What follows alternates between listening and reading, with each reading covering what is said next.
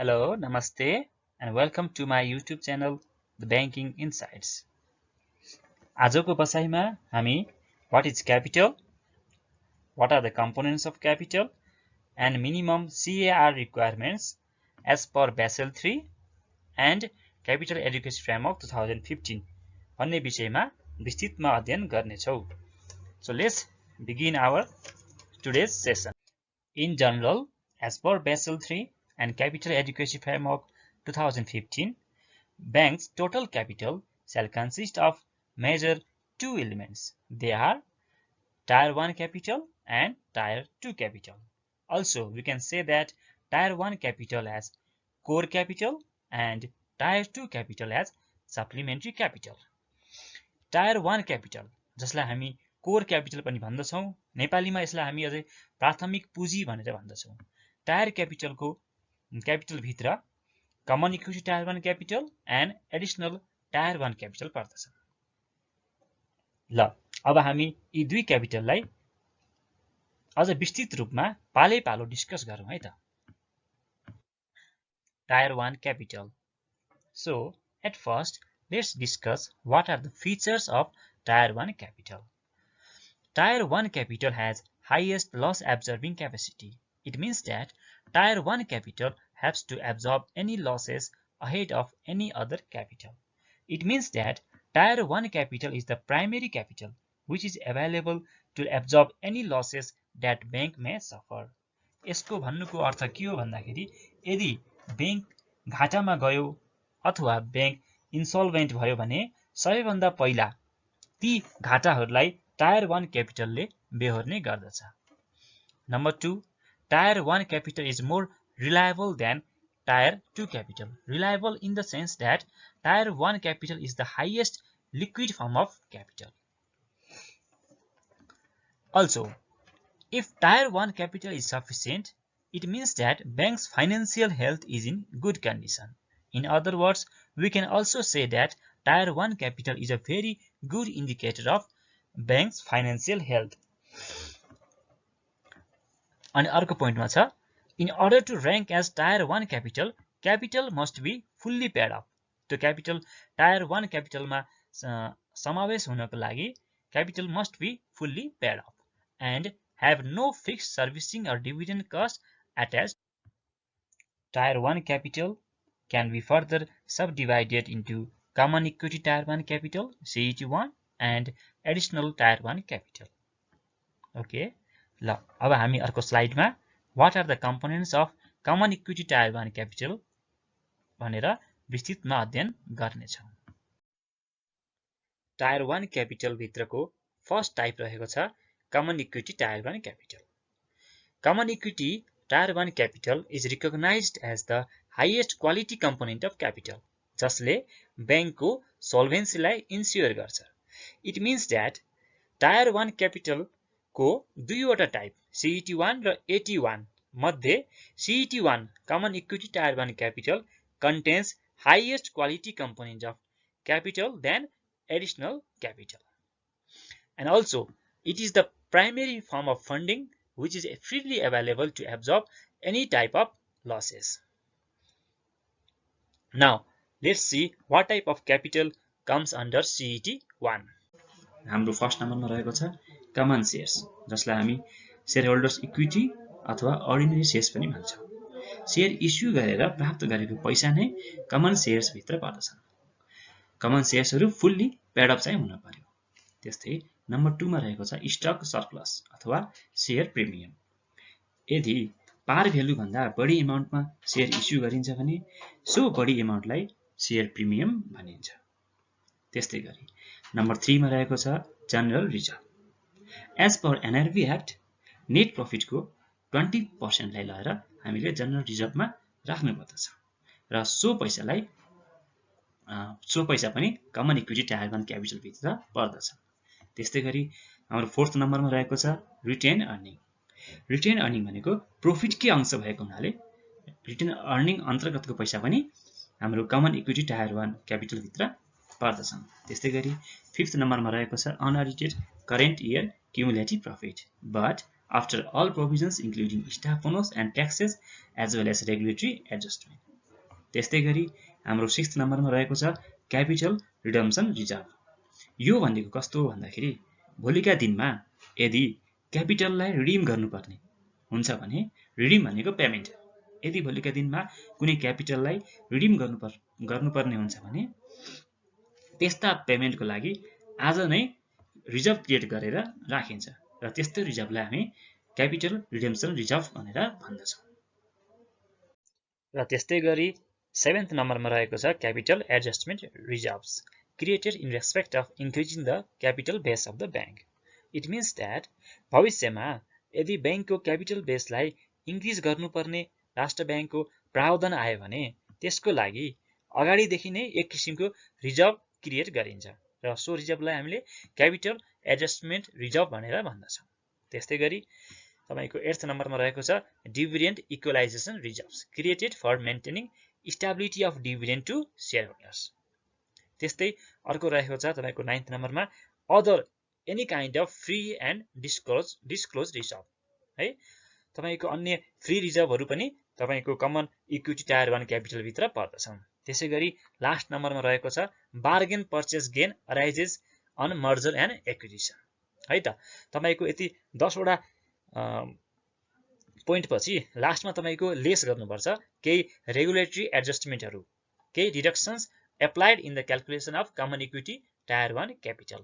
भन्नुको अर्थ तपाईको राष्ट्र ब्याङ्कले केही फर्म अफ क्यापिटललाई केही एडजस्टमेन्टलाई चाहिँ घटाउनुपर्छ भनेर भन्दछ हो। सो एडजस्टमेन्ट गरिसकेपछि लास्टमा आउनेलाई कमन इक्विटी टायर 1 क्यापिटल भन्दछौँ। Now let's see what is regulatory requirements as per Basel 3 and नेपालको कन्टेक्स्टमा as per capital adequacy framework 2015। So CET1 ratio कति हुनुपर्छ भन्दा CET1 ratio should be 4.5% of risk weighted asset exposure. It means that बैंकको acids भनेको तपाईको लोन्सहरू र इन्भेस्टमेन्टहरू, बैंकले लगानी गर्ने लोन्स र इन्भेस्टमेन्टमा जति रिस्क छ सो रिस्कको कम्तीमा पनि 4.5% चाहिँ तपाईको कमन इक्विटी टायर 1 क्यापिटल हुनुपर्दछ है। Okay, let's move to another slide. अब हाम्रो नम्बर बी मा आएको छ additional tier 1 capital. Additional tier 1 capital भित्र कस्ता कम्पोनेन्ट्सहरू पर्दछन् हामी यसको बारेमा विस्तृतमा अध्ययन गरौँ है त। एडिसनल टायर 1 क्यापिटल भनेको टायर 1 क्यापिटल भित्रकै पार्ट हो, but less liquid than common equity tier 1 capital. Additional tier 1 capital भित्र पर्पेचुअल नेचरका, पर्पेचुअल मिन्स कहिले पनि रिडिम गर्न नपर्ने इरिडिमेबल टाइपका प्रिफरेन्स सेयरहरू र डेब्ट इन्स्ट्रुमेन्टहरू पर्दछन् र सो प्रिफरेन्स सेयर नन क्युमुलेटिभ हुनु पर्यो।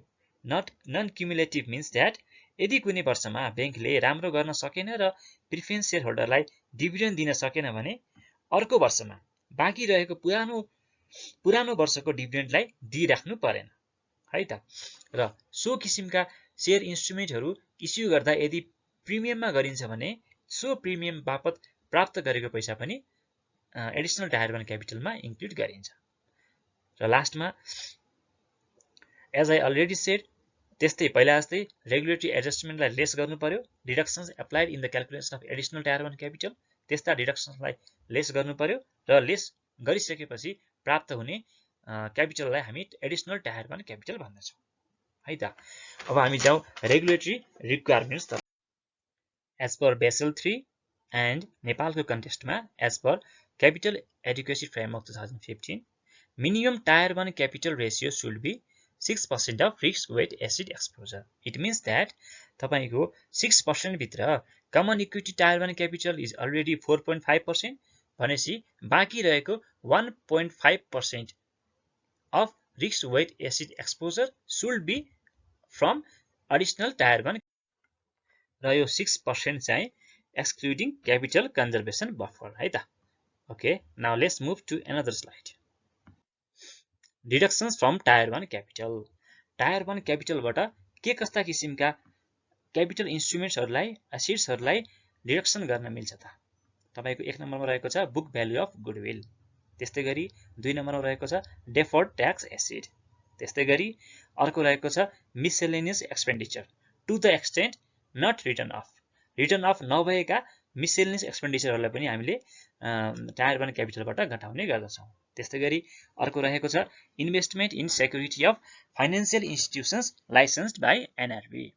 त्यस्तै गरी अर्को रहेको छ all investments in equity of institutions with financial interest. तपाईको यदि बैंक तथा वित्तीय संस्थाले आफ्नो वित्तीय स्वार्थ भएका संस्थाहरूमा लगानी गर्छ भने सबै किसिमका लगानीहरू चाहिँ टायर 1 क्यापिटलबाट घटाउनु पर्दछ। त्यस्तै गरी investment in equity of institution in excess of prescribe limit. तपाईको यदि बैंक तथा वित्तीय संस्थाले राष्ट्र बैंकले तोकेको लिमिट भन्दा एक्स्ट्रा गएर कुनै किसिमको लगानी गर्छ संस्थाहरूमा भनेपछि सो किसिमको लगानी पनि तपाईको लिमिटबाट एक्स्ट्रा गइसकेका त्यस्ता किसिमका लगानीहरूलाई पनि हामीले टायर 1 क्यापिटलबाट घटाउनु पर्दछ।